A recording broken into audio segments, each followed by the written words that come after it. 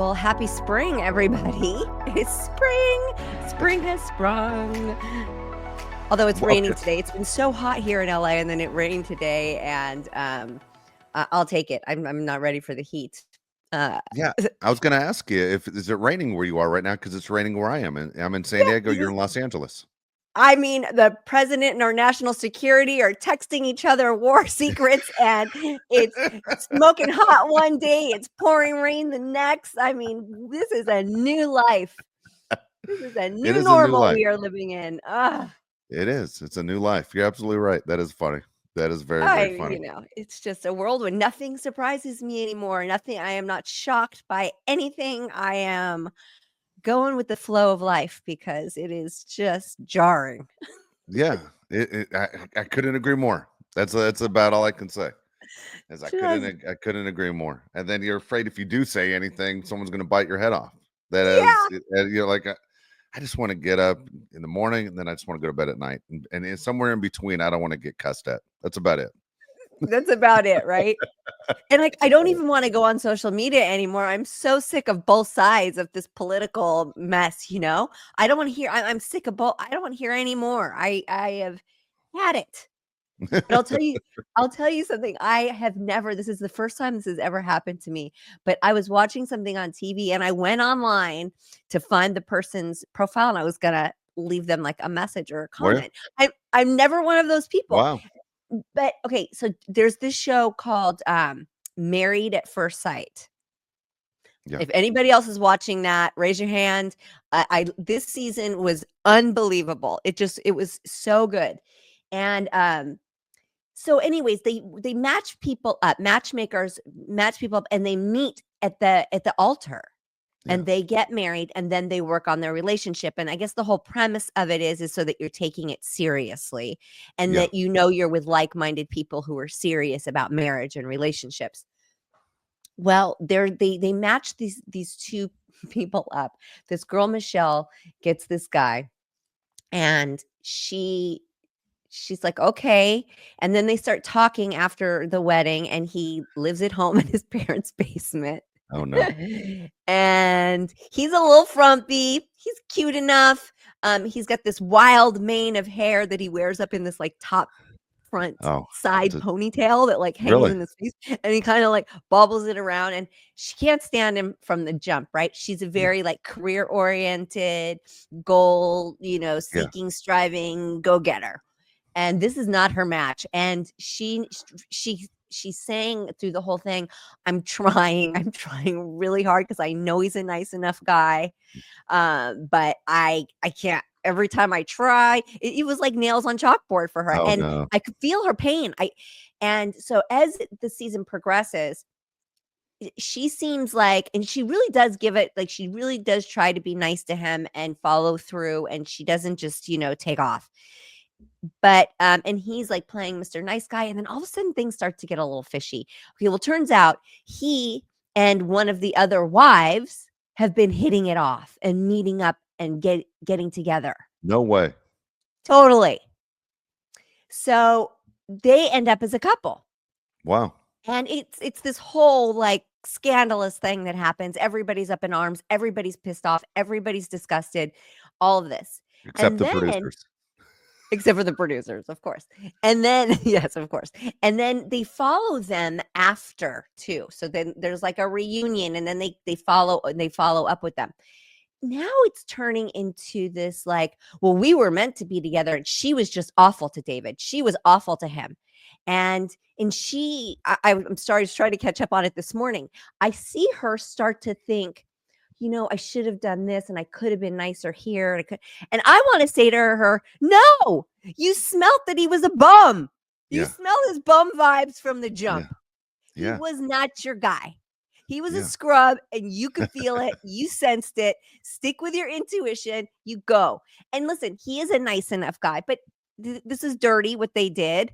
And if he's my friend, like my homie, okay, cool. You live with your parents' basement. I get it. You're saving money. He works some 9 to 5, not even a 9 to 5. It seems like a part-time job, but he works some kind of job, and he's an underachiever. And there's nothing wrong with that. He's a middle of the road guy. That's who he is. If he's my friend, that's fine, but I'm not setting him up with anybody. And I sure the fuck am not putting him at the altar with this girl who wants to like be successful. Yeah, exactly. It's so I want to go. I want to message her. So, but Okay. her Instagram is private. Oh, Uh, and I've never had that urge in my life to like watch a show and then yeah. go on there and like say something to somebody. But I want to say, stop being hard on yourself. Don't let these people talk you into like guilt. How old is she? They're in their 30s. Okay. They're of marrying age. Okay. Yeah. They're grown ass Yeah. adults.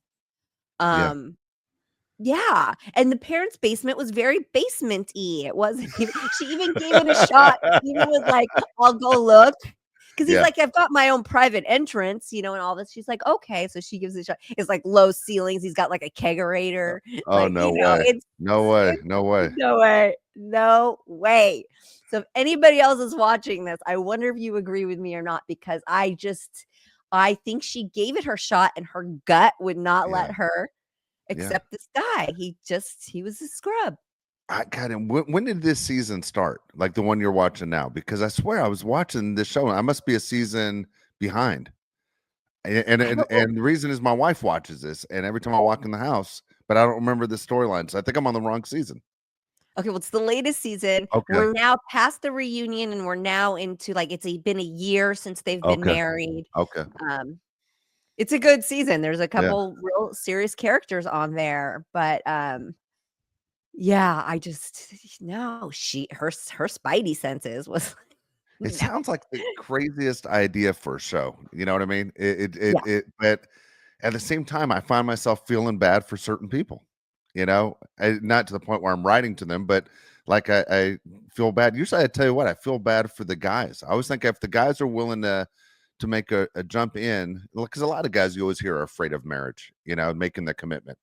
But when you hear that, how we're doing this, and when I saw her and she was beautiful, and then he's not my type, or he's not attractive, and I'm trying to get. Then you get the opposite too. You'll get a guy on there that's expected, an Instagram model. Like, dude, look in the mirror yourself. Like, where's the scale in your mind of what you think you Yeah. are?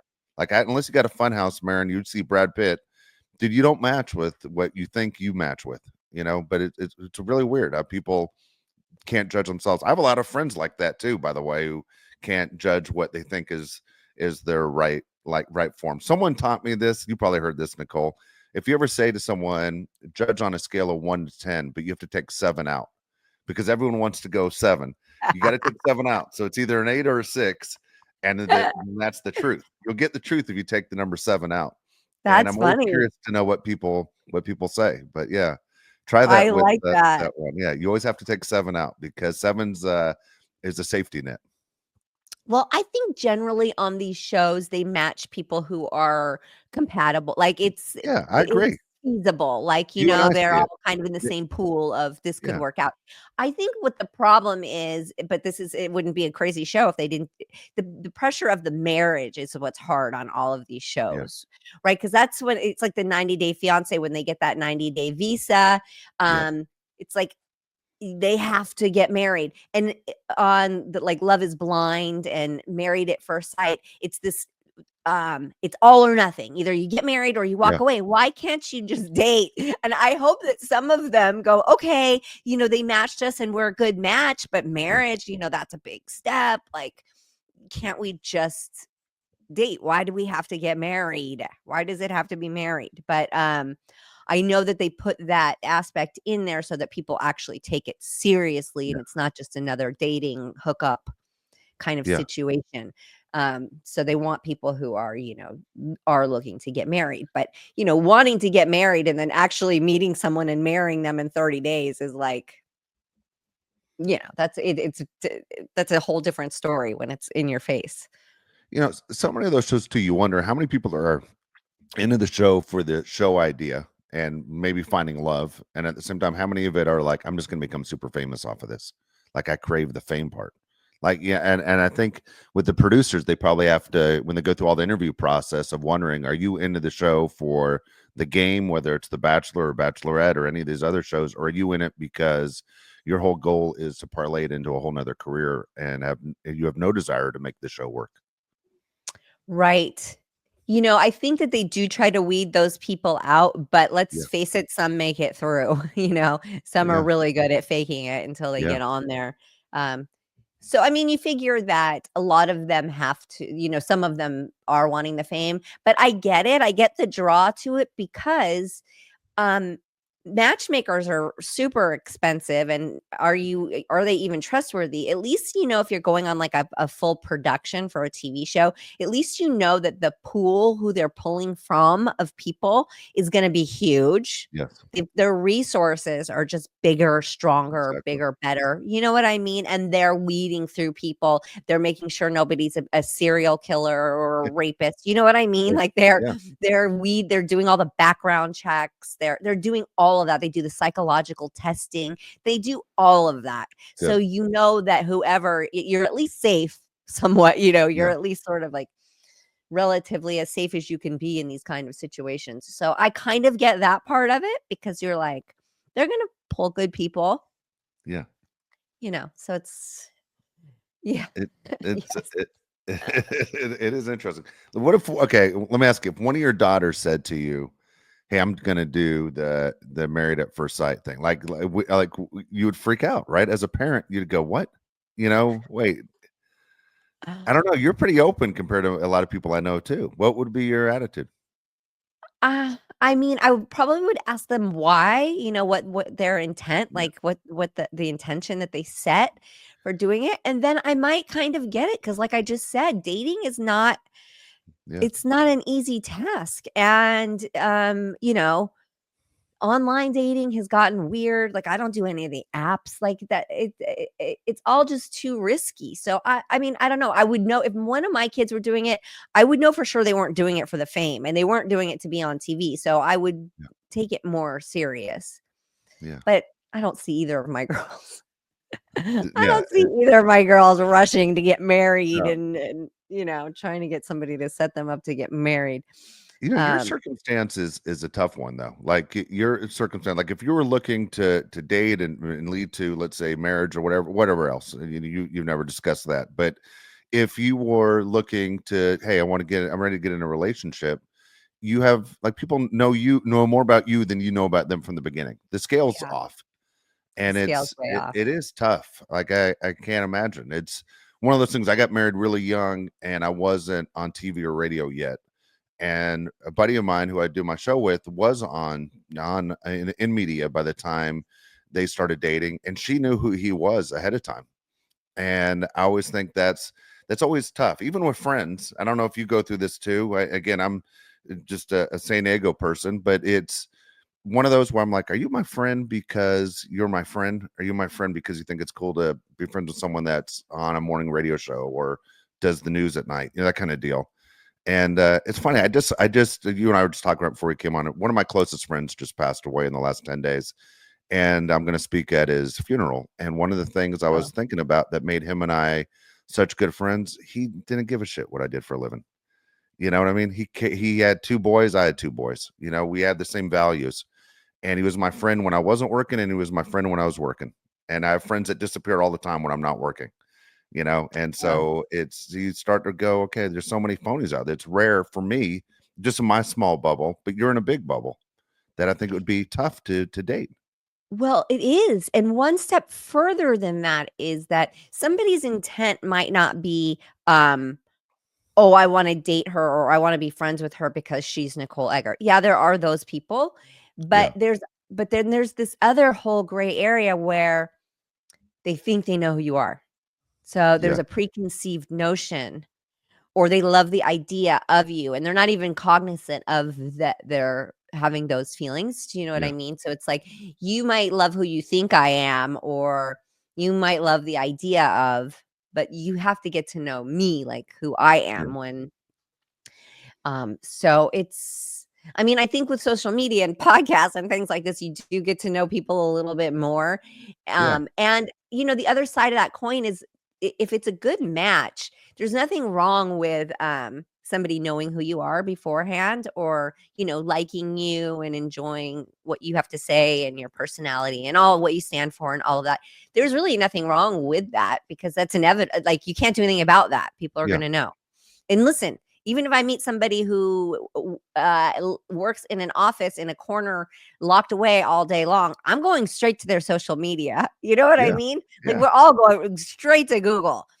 Right. It's like that for everybody. So you're going to do your research on people anyway. So, it's all very confusing. So you really kind of have to leave it up to fate and like whatever's meant to True. be. And yeah, Yeah, no, it's it's true. It's funny is like when you and I were younger, obviously there was no Instagram, you know, like your daughters have access to, obviously looking somebody up.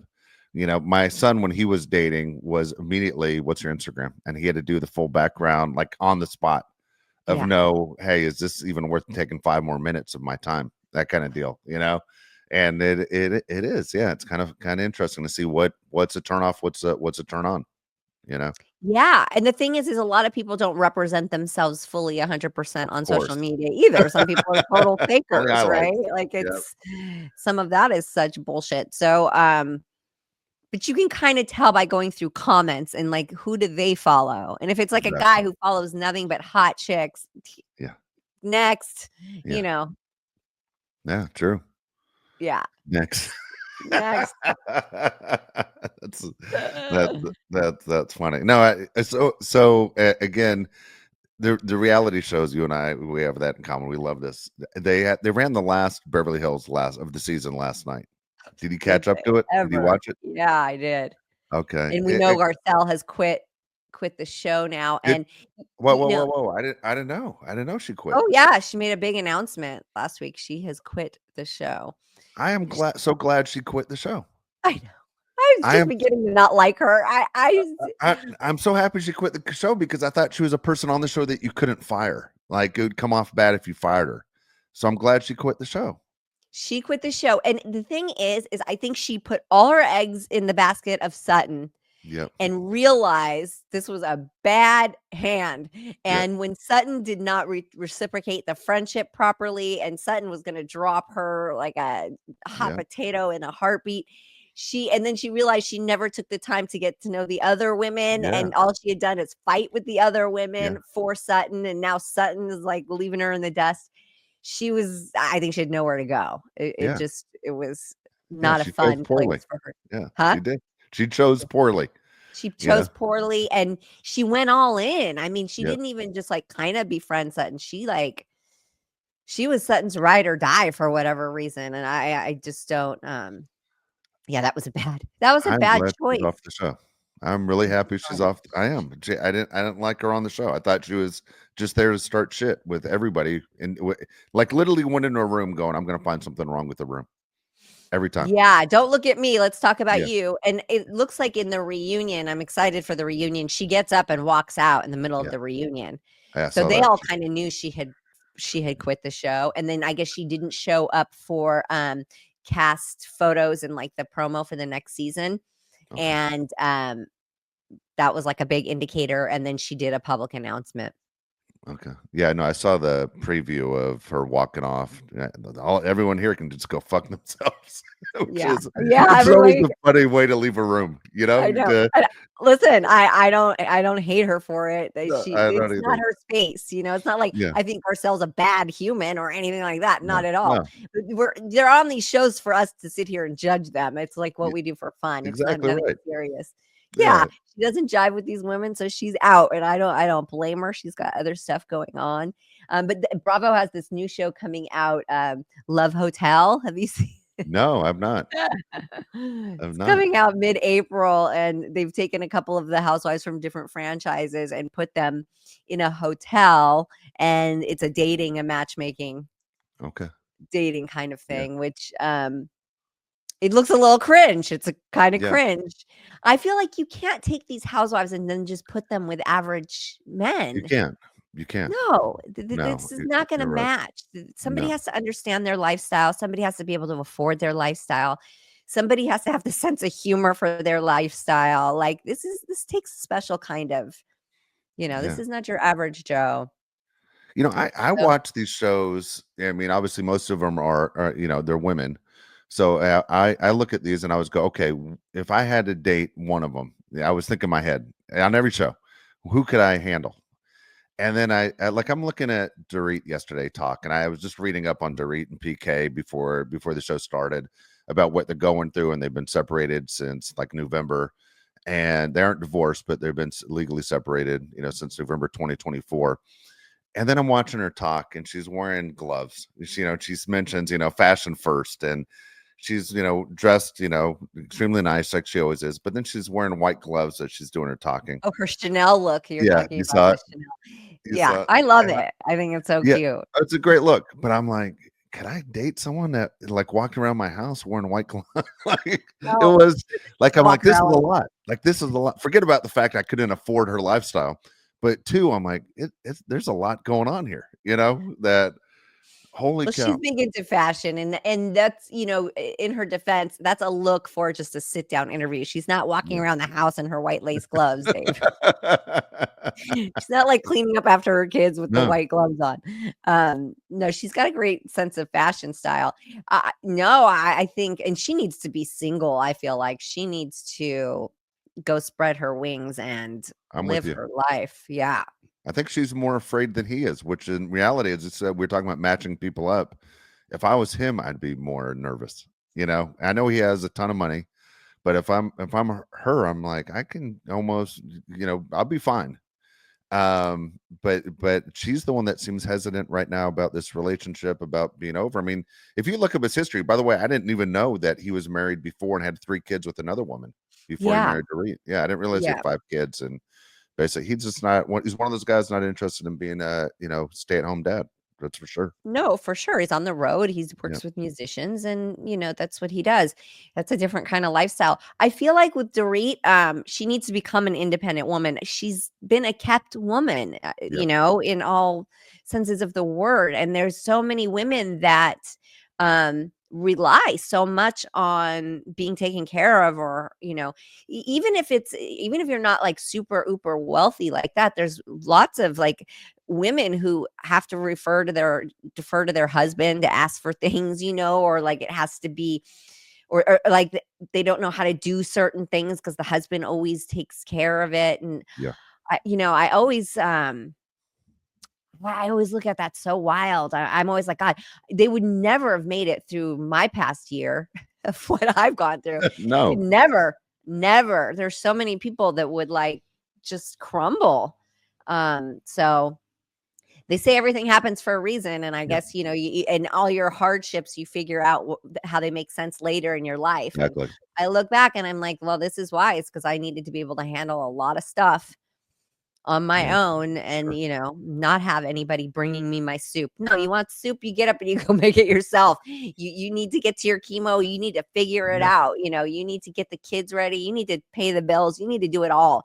And just I don't know, I see that it's something that I always kind of cringe at some women who just like are like, my husband does this or the husband does that.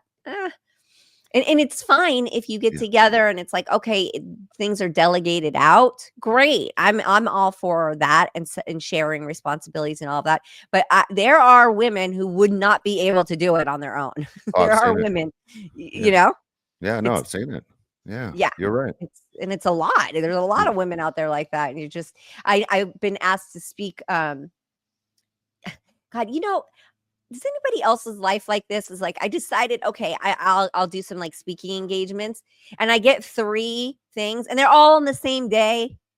Like yeah, all 3 of the speaking that's the way life engagements that they asked works. me to do are Yeah, all the same day, and I have to choose one. Like it, um, I hate that. My life is always like that. When it's mine bad too. stuff, it's spread out. When Yeah, it's stuff I don't want to do, oh sure, I've got plenty of time for it. But when it's all like good stuff like this, no, it's all on one day. You can't yeah, do it all. Um, but so it's something that like I have to think about because it's speaking and talking with survivors and advocating and doing things for yourself. It's this whole job. It's a job, and I was on a big conference call with the foundation yesterday, and they were saying like and a lot of these women are like, I don't know how you did that all just by yourself. You just do all of it.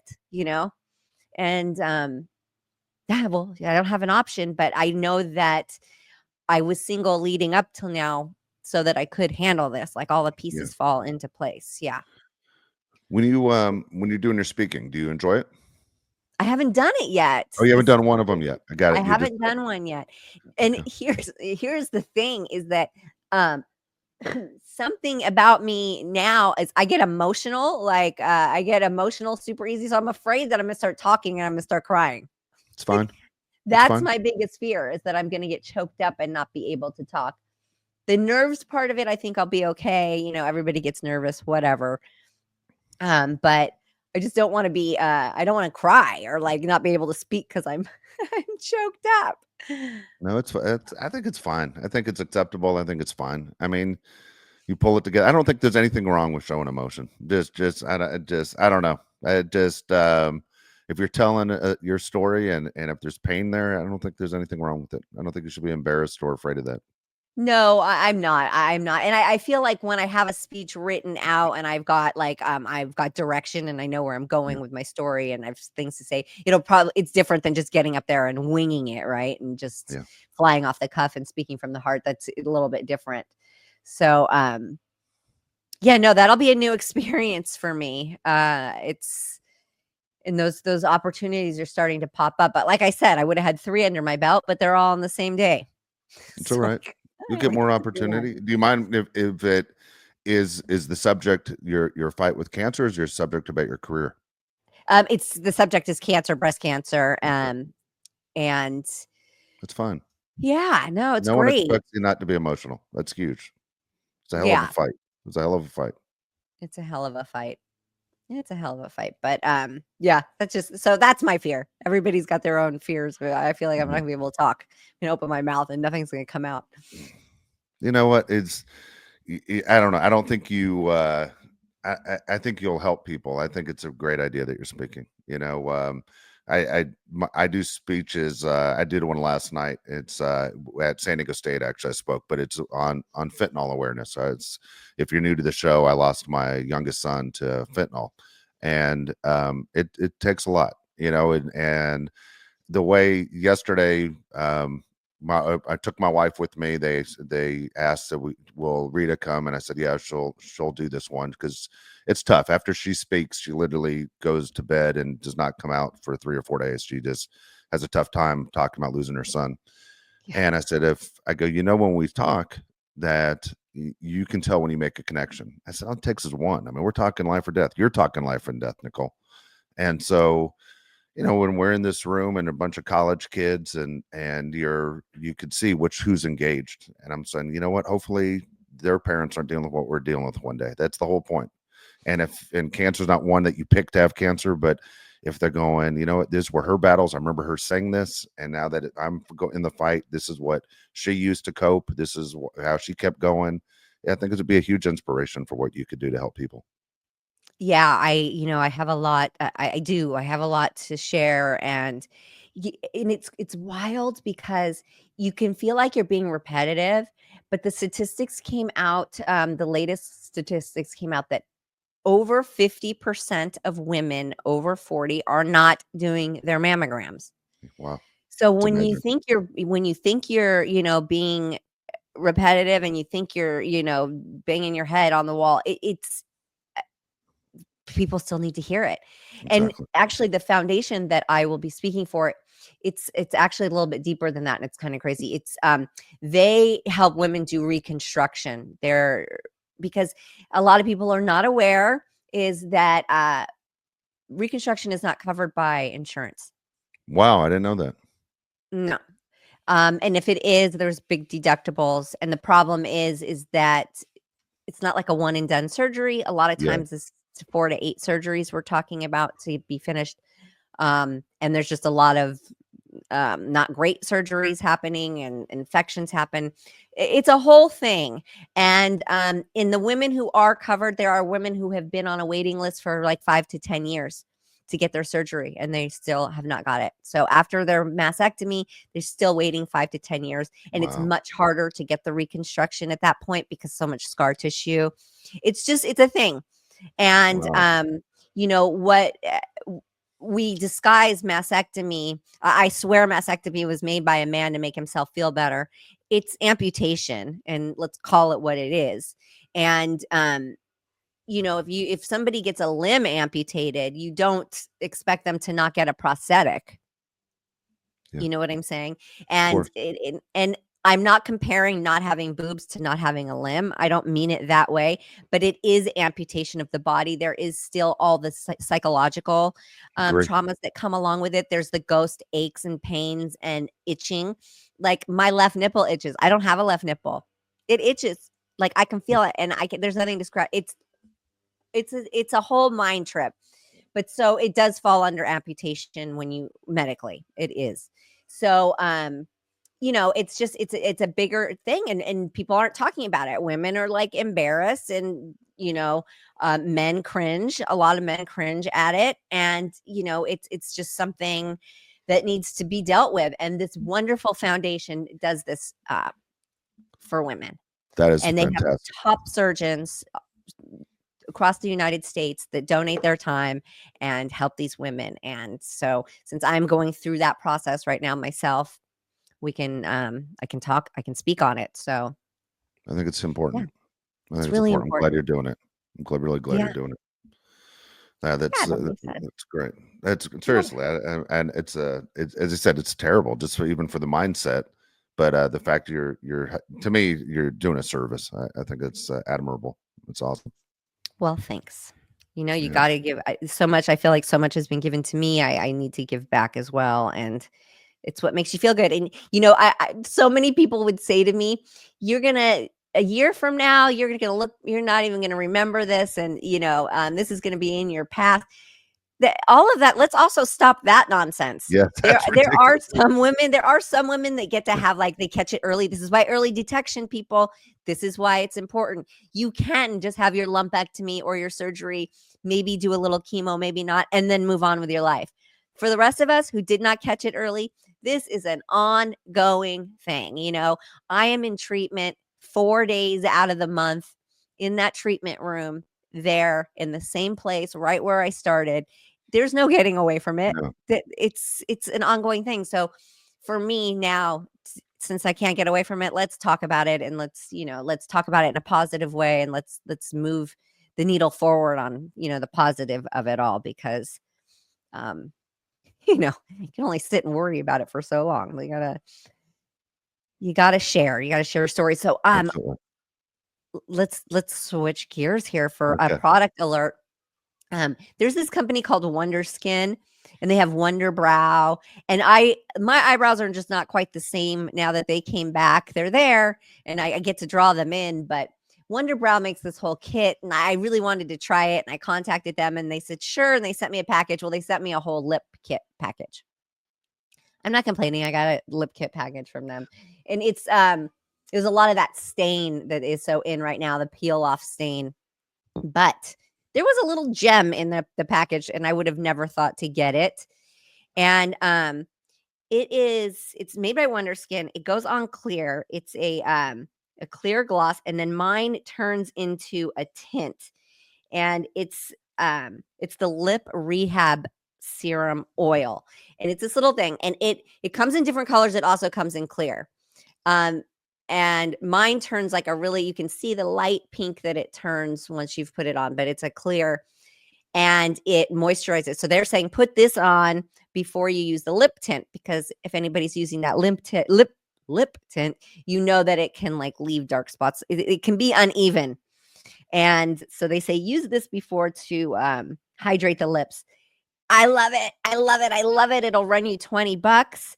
But with all the lip glosses out there that are so drying, the plumpers are drying, the stains are drying, just, all of it can be very drying. This is a hydration with a little pop of color if you like. And I saw that they just came out with more colors now. So now there's options. Before it was just this one, which is Kissed.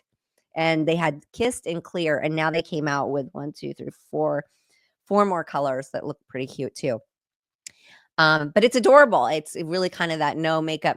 It gives you just a little bit of color. You can do it without looking, because it doesn't have to be perfect. Do it while you're driving. Do it while when you don't have a mirror in front of you. And so Wonder Skin, the lip rehab oil, serum. I like it a lot, and it lasts for a while. It doesn't Yeah. just disappear, which is always nice. I laugh because you said that. I like it a lot. I think everyone, since we ever saw Dumb and Dumber, we all say it the same way. You know? I like it a lot. Yeah. Always makes me laugh. All right. Hey, you want to get to the mailbag? Yes, let's do it. Okay.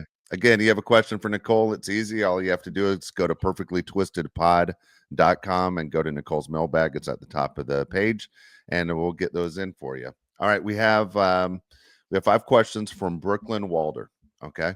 And by the way, if you don't want your last name ever mentioned in the questions, just don't write your last name. You can just go first name. A lot of people do that. So if I see your last name, I assume you wanted your last name mentioned. So just to let anybody know out there.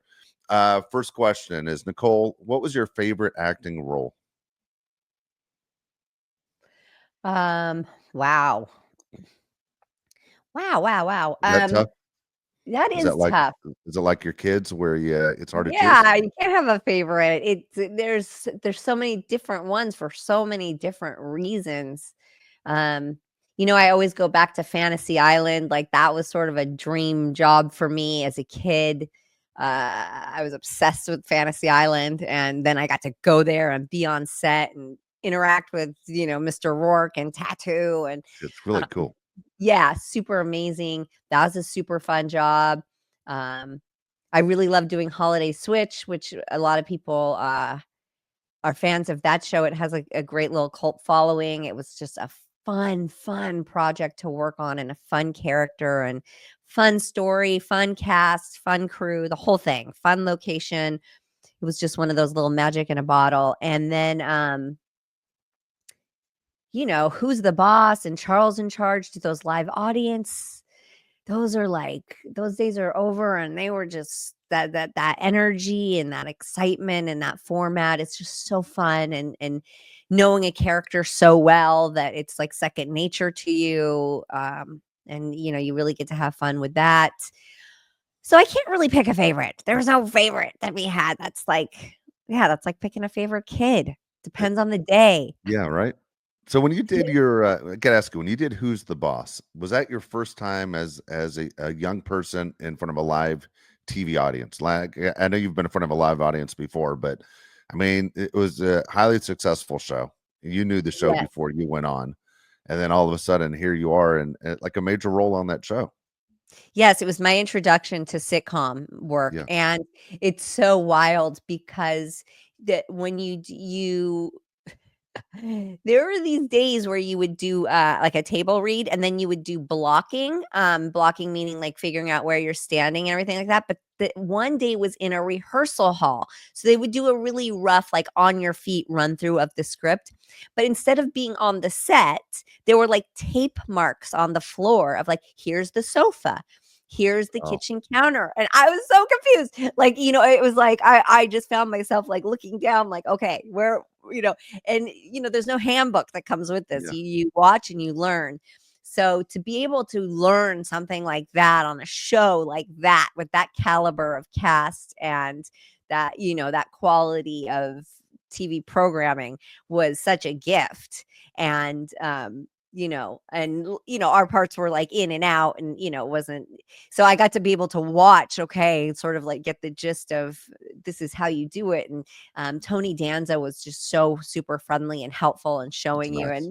and showing you the ropes and everything. But yes, that was my first. I mean, Yeah, who knew that the whole set was like taped out on a floor in a rehearsal hall somewhere? Like, yeah, that's cool. fantastic. Yeah. That's cool. All right. Next question is, Nicole, what was it like working with Corey Haim? Listen, Corey was a very talented actor. Corey was just, such a bright light of a human being. And so half of working with him was really special and fantastic and fun and easygoing and just a good time. And then there was a part of it that was a struggle, because there were, if I'm being completely honest, and I feel like at this time in my life, I I can talk about my experiences openly. When he was struggling not, not doing so well, then it was a little bit harder on set. Sometimes it took a little bit longer, and it just, sometimes it was a little challenging. Yeah. Yeah. Mhm. No, I understand. I understand. Next question, Nicole. What projects are you passionate about now? Oh, well, there's so many things, and I don't really like to talk about things that are in the works, and Yeah. I like to talk about things when they're over, or when they're done and ready to be introduced. But I think a lot of my life has shifted towards right now around cancer and breast cancer. I'm really starting to thinking about writing a book, and I really want to talk about, which I think a lot of people don't talk about, is how I got it. And because I've done a lot of reflecting, and a lot of people can say you didn't, you had no control over how you got it, and I don't agree with that 100%. Um, of course, I didn't do things to intentionally get cancer. I didn't do things thinking, okay, this could lead to cancer. But in hindsight, I see things that were creating a perfect recipe. And I think that a lot of people aren't really talking about that. And I think a lot of people are up in arms of, why are so many people being diagnosed, and why and how? Well, we've got a lot of answers to that, and nobody's really addressing that. And that's kind of where I find where I want to go with it is, Okay. and introducing East and Western medicine together. You don't have to choose one or the other. We can do all of the things. So that's sort of my focus is, let's talk about the things that aren't being talked about. Okay. Next question, and I know you mentioned actually on the last show, and these questions I think were written before you mentioned on the last show. But the question is, Nicole, will you ever act again? You actually talked about trying to pursue acting again. Well, yes, I just did a scene in a Lifetime movie. That was really fun. I definitely want to act. There's just those opportunities aren't knocking at my door right now. Um, I it's one of those jobs that you don't get to just go pass out resumes and go on interviews and hope to land a job, or Yeah. convince somebody to hire you. It's not like that. That you have the least control over that. So if an audition comes my way, I'm all for it. I think I've had 2 auditions in the last 2 years. One of them I booked. Um, so it's, that's something that, sure, yeah, I want to. I do. I really, really want to, but that doesn't seem to be in my cards. But, listen, I just did a scene in a Lifetime movie. That's kind of a big deal. It is. That's a great step in the right It is. direction. So, yes. Yes, yes, I do. I want to. All right. Last question, Nicole. Do you have a favorite experience on a set? Favorite. You know, I think that doing theater, I did a Jules Pfeiffer play called Grown Ups at the Mark Taper Forum in Los Angeles when I was young. And I don't know if it was closing night or just one night. I remember us getting a standing ovation. Well, that's cool. And boy, and I was just a kid, but boy, and I know that the standing ovation was for these adults. I was just, I had a smaller part as a kid in it. I was like in and out. But that feeling of people's energy and that appreciation for what you just did, wow, was that something? That was really wild to see people get up out of their seats and just have like admiration for That's what cool. was just performed. Yeah, super cool, Well, think super about how fun. many people can experience that in life. I mean, if you have a great day working in your cubicle, no one's giving you a standing ovation. You know what I mean? Yeah, It's like it doesn't right. happen. And I've never had one since, you know what I mean? Yeah, so it's like it's a once in a lifetime thing. And then another really great experience. I did a movie, and it's just called Snowman's Pass, and I was a trail, like a mountain, a rock climber, trail instructor, Okay. and the crew that was on that was they had come from I think it was called Cliffhanger. Was that the movie with Sylvester Stallone, where Yes. he was yeah, okay. They were those guys, like, they Okay. knew what they were doing, and they would let me, like, I would get on a rig, and then I could just, like, lay back and, like, hang from the top of the biggest boulder we shot Wow. in Canada, on the Chief, if anybody knows, it's the largest boulder in Northern America. It, and I get to, like, hang and be upside down and climb on things and know that I was in these trusted hands and, That's doing cool. these things. And my kid Dylan was young when we did that, and she got to rock climb and just experiences like that. You can't buy that. You cannot buy No, that shit. So that was a really fun that's experience on set. that's awesome. Brooklyn, appreciate the questions. That was awesome. Yes, thank you, Brooklyn. Again, perfectlytwistedpod.com. The mailbag's at the top of the screen, and go ahead, get your questions in, and we'll get them on the show. Yes, give us a like, give us a follow, give us a review, a thumbs up, a star, all that good stuff. And we will see you next week.